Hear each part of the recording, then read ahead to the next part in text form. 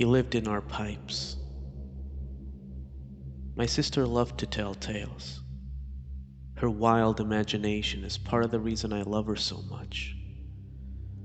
But you learn to take everything with a grain of salt when you're around someone who swears up and down that she was trapped in the house of a long-dead plumber, or that she didn't do well on a test because she was too busy exploring a secret government tunnel to study. I want to be clear that it's not that she's a compulsive liar or anything.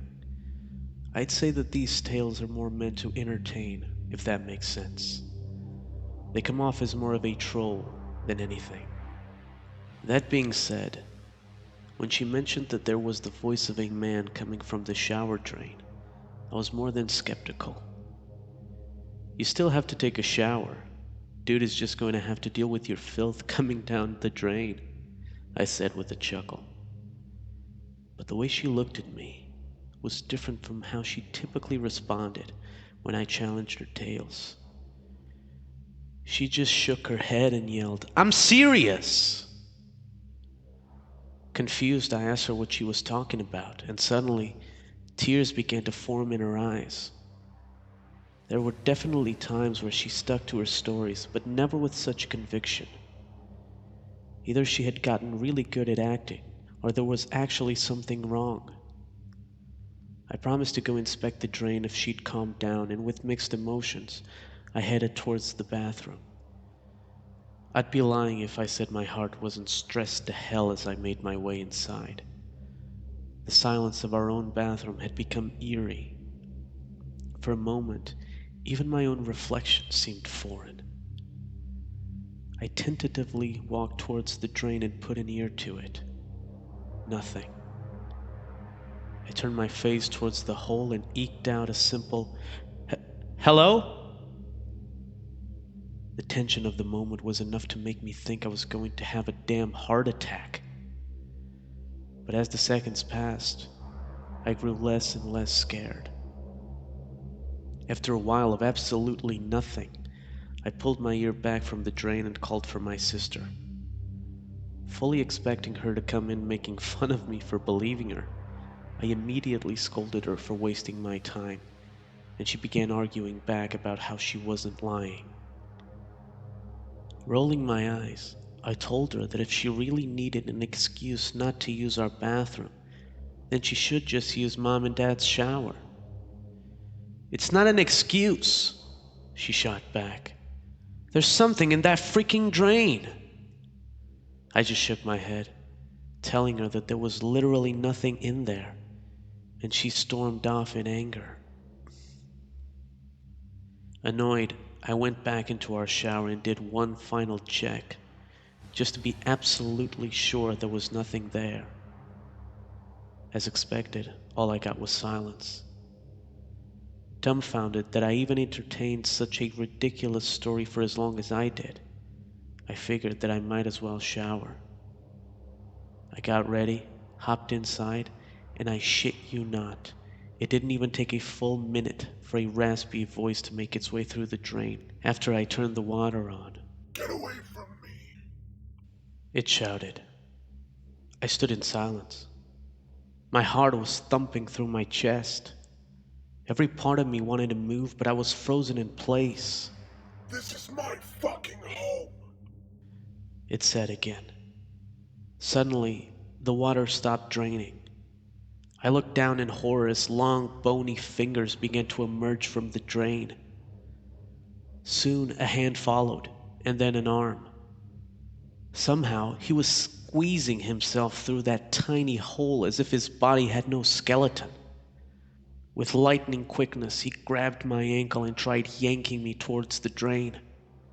I only managed to keep my balance by grabbing onto the shower rack and kicking away his hand. Broken from my stupor, I bolted out of the bathroom, screaming for my parents. I heard the bathroom door slam behind me just as they came around the corner. In a panic, I tried to tell my dad what happened, but all I could get was, "There's a man! He's in our bathroom!" before having a mini panic attack. My parents spent the next 5 minutes trying to calm me down, and even then, By the time I stopped panicking, all I could do was point towards the door. Confused, my dad grabbed a metal bat from a nearby closet. Coming back to the bathroom door, he readied his weapon, determined to get whoever the hell it was out of our house. But as he opened the door, his jaw and the bat dropped to the floor. The man was sitting in the fetal position, upside down on the bathroom ceiling. He was a meek, emaciated man. He had dirty yellowing skin, dangling strands of black hair. His head had to be twice the size of a normal human being's, and it hung forward with skin that somehow managed to defy gravity, giving him a low-hanging skull. His small, crusted-over eyes darted to my dad, and in his weak voice he calmly said, Get out of my home. "What the fuck?" my dad whispered in fear. "Okay, everybody out, now!" My mom took one peek inside the bathroom, and without saying a word, ran to get my sister before taking us outside. My dad followed soon after and made us all get into the family car. Within 10 minutes, we were at the police station.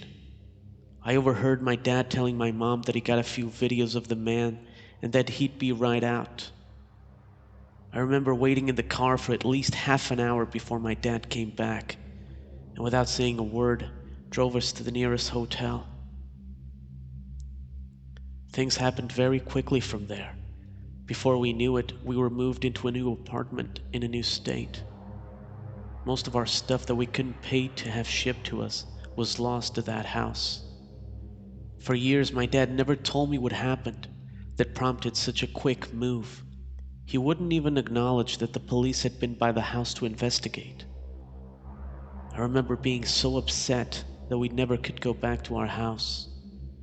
I questioned why we simply couldn't have the guy arrested and go back to being happy. But at the same time, whatever that guy was, he obviously wasn't a person that you can just move.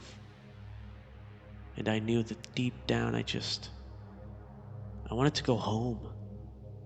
And the thought of him taking that from us with no resistance upset me. Last week we went on a fishing trip together. It had been a decade since I moved out, and I figured now was the time to ask. I could see the reluctance on his face, but he told me that there wasn't any use in hiding what happened anymore. From what he told me, he pounded the table for an officer to look at the footage he captured and for someone to investigate. Apparently, they took one look at the evidence and promptly deleted it. He was about to go absolutely ballistic when they stopped him and coldly stated, "We've known about him. He lives there and there's nothing you can do. I'm sorry." From there, they offered him some money to move and to never speak about it to anyone. Honestly, it was just a lot to process in that moment. I had so many questions, but I knew they'd never be answered. I just nodded and went back to fishing. To this day, I haven't even been around that house. I refuse to even go back to that city. And surprisingly, I also have a thing about spending too much time in the shower. I just can't. I'm not sure if there's really a lesson here, but if there's anything I can say, it's that sometimes where you live isn't really your space.